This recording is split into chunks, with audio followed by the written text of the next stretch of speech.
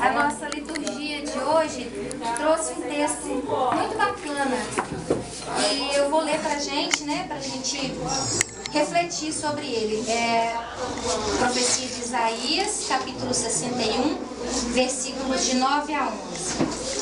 Sua raça tornar-se-á célebre entre as nações, e sua descendência entre os povos todos. Vendo-os, reconhecerão que são a abençoada raça do Senhor.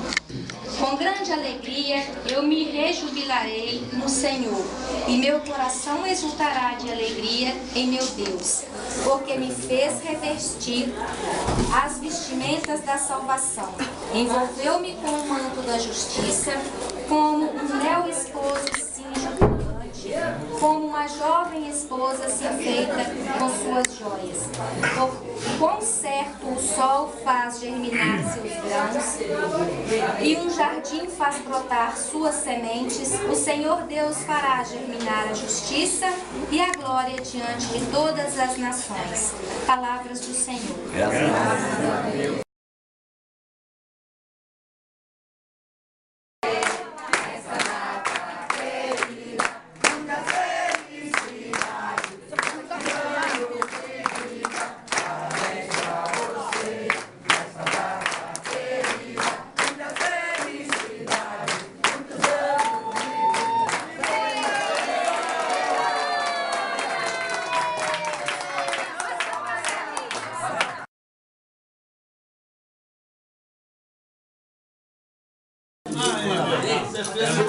Vovô, ficou feliz?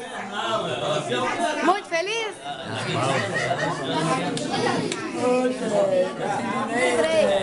Hein? 103? Aí faz uma festinha também. Faz uma festinha também?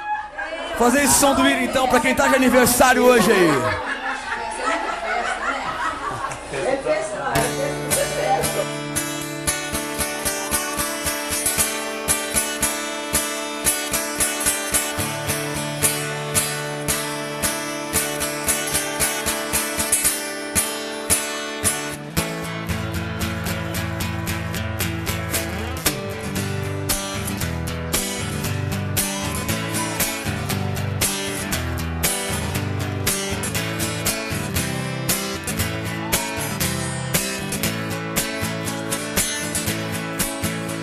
Mas um ano que se passa, mais um ano sem você.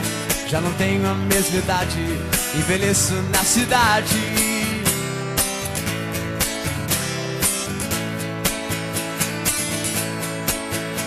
Essa vida é jogo rápido, para mim ou pra você.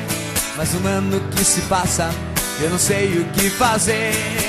Juventude se abraça, se une pra esquecer. Um feliz aniversário para mim ou pra você. Feliz aniversário, envelheço na cidade. Feliz aniversário, envelheço na cidade. Feliz aniversário, envelheço na cidade.